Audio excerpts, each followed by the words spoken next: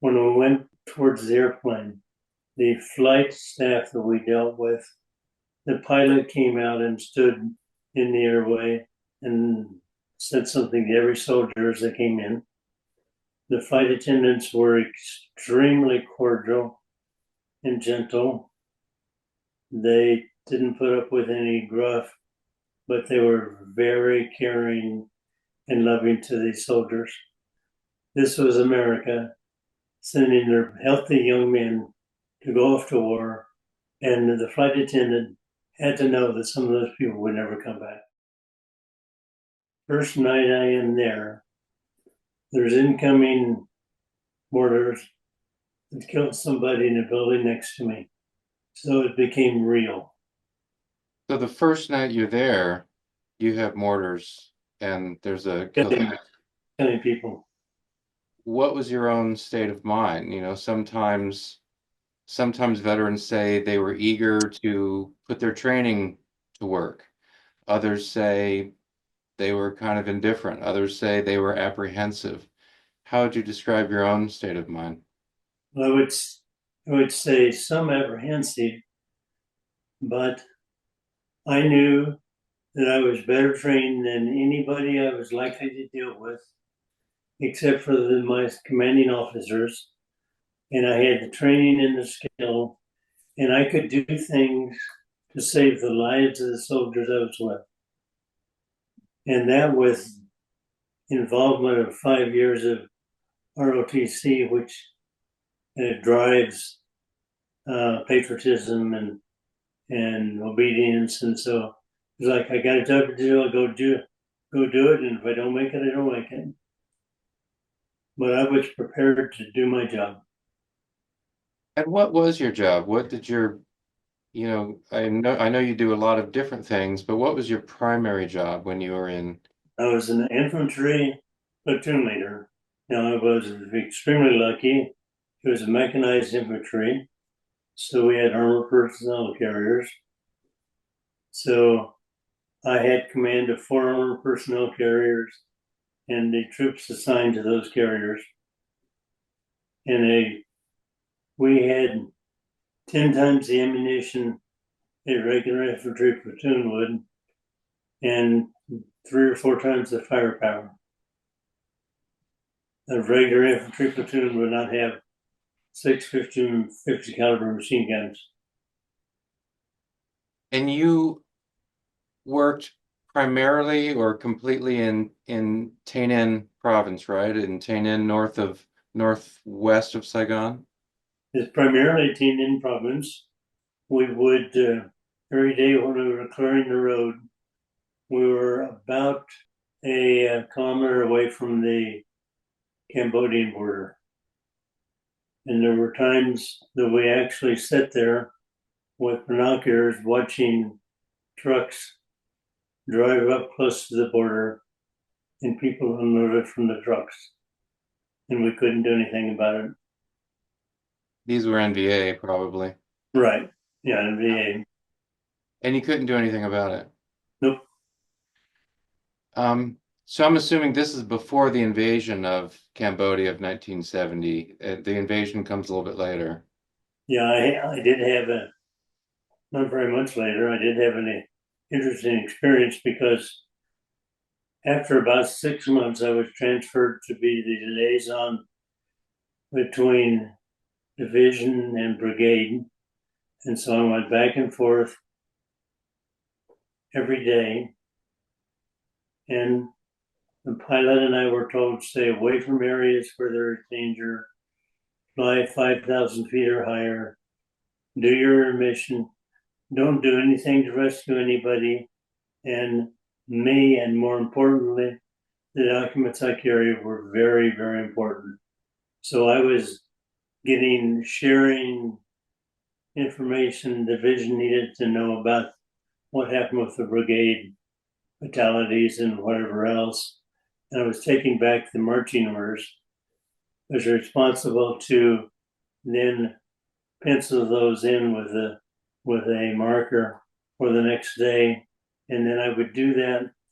And then as soon as that was done, I was supposed to go find the colonel and bring him in and show him what we were doing and explain it to him. And I did that, I don't know, 30, 40 times, whatever. And one day I said, Colonel, I have a serious problem. I don't know what happened. I must have screwed this up somehow. He said, let me see what the blank you did. And I said, Colonel, tomorrow we are invading Cambodia. And he said, yes, we are. The first part of the tour with mechanized infantry, we would clear roads with mine sweepers and so on, and a bunch of troops. And then our whole company would stagger along the road that we'd cleared. And then you'd pull off through the brush so you could face the jungle. So sometimes we did that. Sometimes we drove into the Michelin rubber plantation, and it was the trees just right straight in line and everything. And you could drive those unless there was a mine between them. You're dealing primarily, or are you dealing primarily with NVA at this time? No, primarily with Viet Cong? Viet Cong. And what it amounted to is so you could hear an armed personnel carrier. You can't hide the sound. So they knew where we were, and they were hiding, and they didn't want to take us on because we had so much firepower. So the worst they would do is try to sneak in and do something, but then we're going to try to run a full-fledged attack. We just would, you could keep sweeping the area where the enemy is, and there'd be nobody left.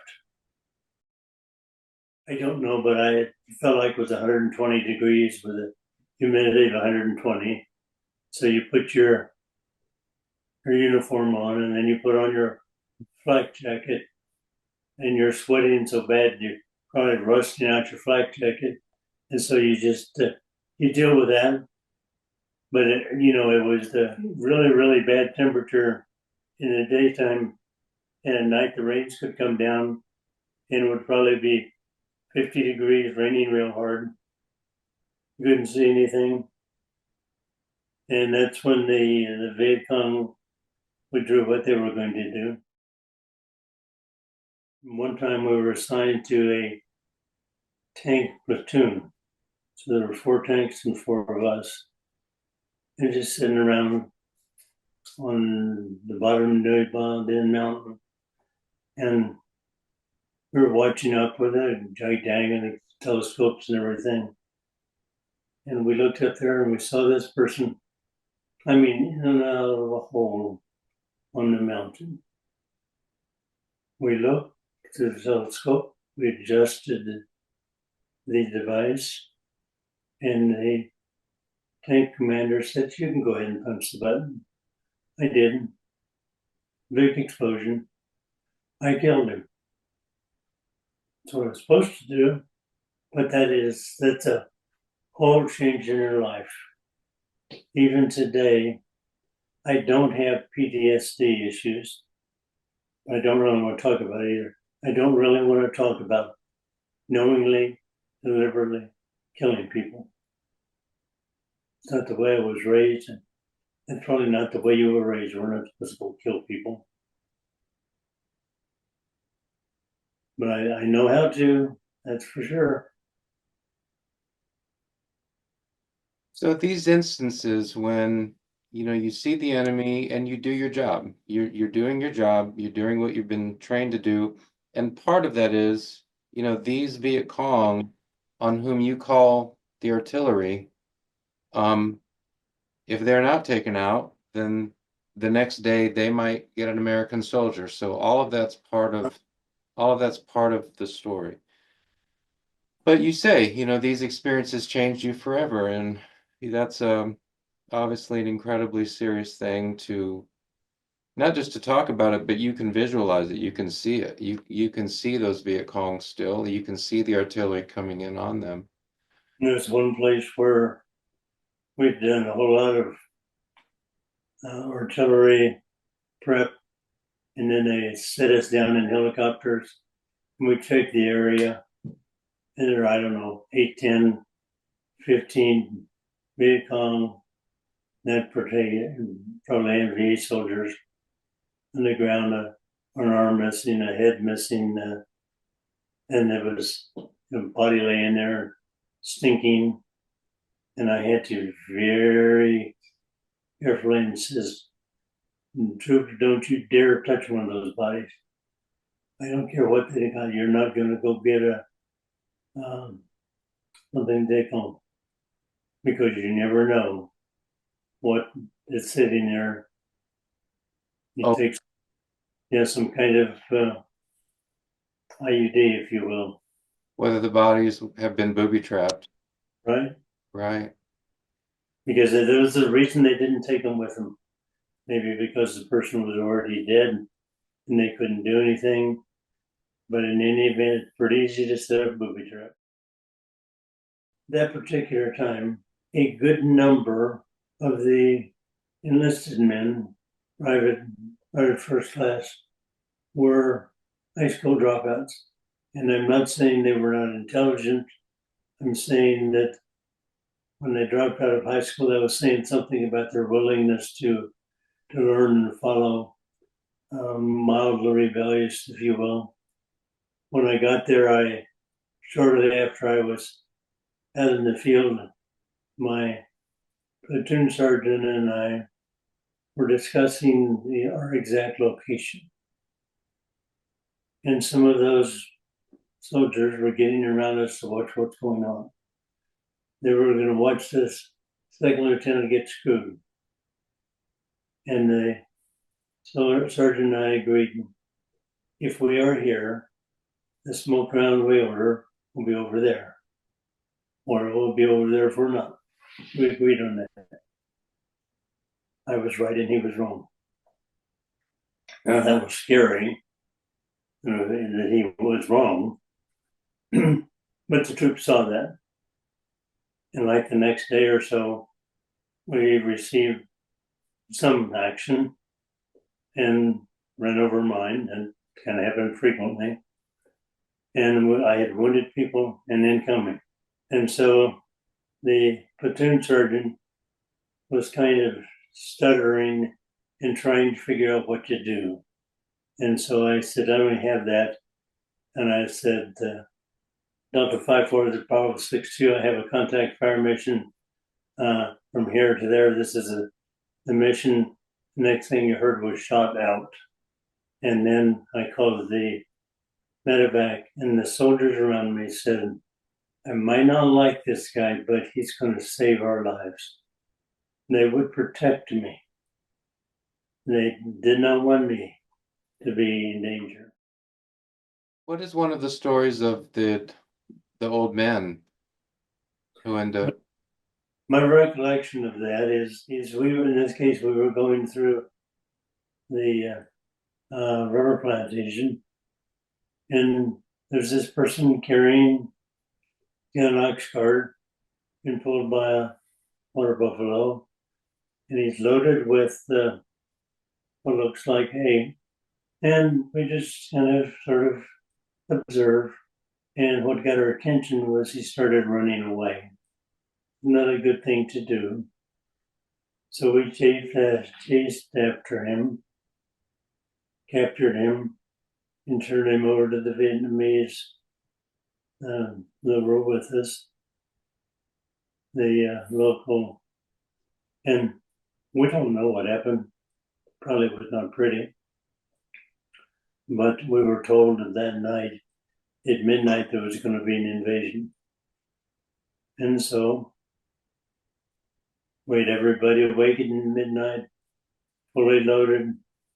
And at midnight, there was a firepower demonstration. Every weapon on the perimeter was going off, and across fire lanes and everything.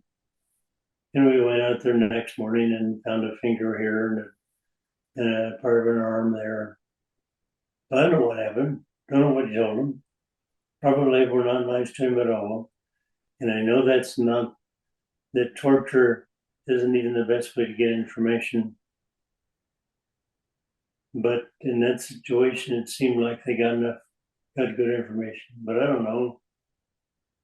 And certainly it was against all of the decency laws. So this older man apparently, knew what the Viet Cong were up to. Looks like he was in cahoots with the Viet Cong. He's turned over to the Arvin. The Arvin then do something that extract this information from him, but it turns out to be useful information. He says the base is going to get hit tonight. You guys are ready. You preemptively fire out, outside the base and prevent that attack, which since there were body parts out there the next morning, that indicates that they were there preparing to attack. Think about it. You're a Viet Cong, and somebody has told you these bullets will not hurt you.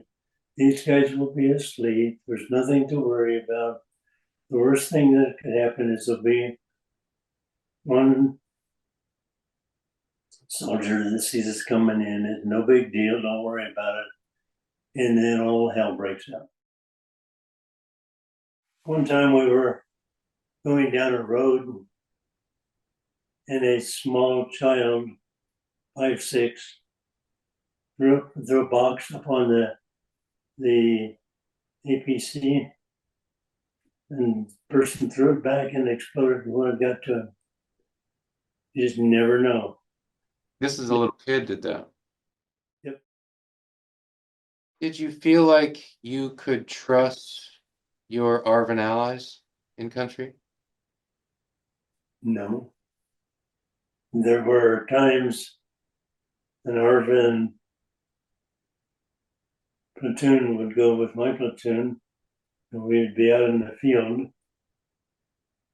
The difference is I knew where they were, and I watched them, and they did some very good things in combat. But no, I didn't trust them.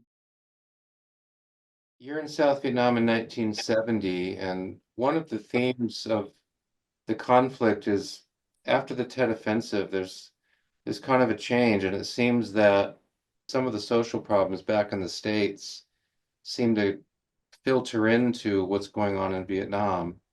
You mentioned that marijuana, the problem of marijuana, um,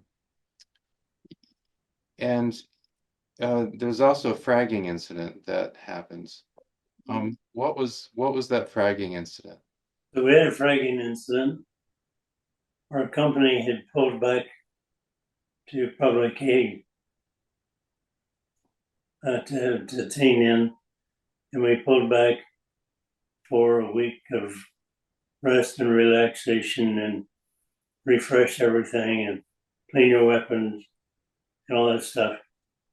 And so all of the officers, the company commander, and all the platoon leaders were meeting in a room, and we were going over, okay, now let's be sure you get this done, make sure you get these things checked out, and before we leave, make sure you have this kind of ammunition.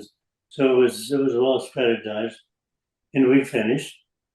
We were just sitting around, had a cold beer, and they knocked on the door and called me out because I had a new platoon sergeant that had come in to replace the previous one. And I left the building to go meet him with this other soldier with me. And we might have gone 100 meters. And there was a loud bang behind me. Loud bang, you could tell it was a hand grenade, but apparently that's what it was. And now I believe that in the company that I was with, the officers, lieutenants, captain were maybe not liked by the troops, but were respected. And they also knew we were in charge. So we were back here in a base, and apparently there was a person who had gotten in trouble with the XO and had been court-martialed. and was not happy, and so he threw a grenade in. Because when we were in the field, we never had that kind of stuff. We did not have rebellion. It was like, okay, if that's what you were supposed to do, we'll do it. What was the result of that grenade? Um, I know for sure that one officer was killed and 2 or 3 others were seriously injured. Agent Orange. What do Yeah, you remember about? So I want to ask you two questions. What do you remember about the use of Agent Orange? What did you see of it? Sometimes veterans will say, they actually saw the helos or the planes fly over and this mist coming down on them. So let me ask that question first. What did you see of the use in Vietnam? Did you see the spraying? I'm sure you saw the defoliation, the result of it. that when I was there, the Navy came through with bulldozers and anchor chains between them. And that's how they cleared a lot of the vegetation next to the road. And then they would come by periodically and spray all of that rubbish. And so I never saw anything being sprayed out of the plane, but there was always something on my feet. Like Just you like an oil or something like that on your feet? just figured, oh well, whatever it is, I got a job to do. And I am now, due to Agent Orange, 100% service connected from the VA. Total and permanent means that that's it. They're not going to fight me anymore. And it was Agent Orange. Apparently, Agent Orange caused my thymus gland to stop producing, therefore screwing up everything else. And so without a walker, I fall over.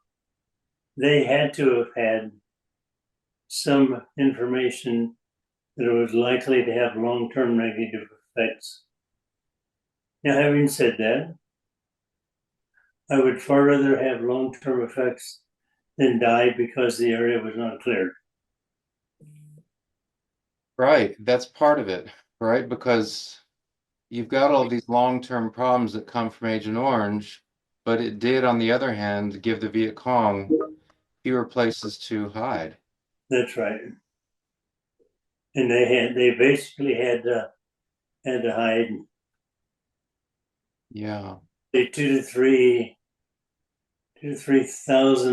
feet away from the road. And at the time, from just about everything I've heard from veterans, at the time, people just didn't think about it. No, Even the guys who say the Agent Orange is misting down on them, they said they didn't really no, think. my own government would not be missing this stuff on me that's going to harm me. My government wouldn't do that. How does your experience in Vietnam live with you now? You've said that you don't have, PTSD. Um, how do these memories you have from Vietnam, what is your relationship with them now? I hide them. I put them away where I don't see them and I don't think about them. And it's not like I pretend they didn't exist, but it takes an external stimulus, sometimes smell, sometimes unexpected. I was sitting there in the neighborhood the other day and I said, that was a gunshot. Oh, it was. It was police were chasing somebody. Um, the minute I heard that, I started tensing up. If it had been a second one, I would have been heading towards let's prepare. So it's close, but not close enough. I was not in the jungle most of the time. And over where we're home in firepower, we were not a good target. So as a result of that, I only had a small taste of war. And it's not good at all.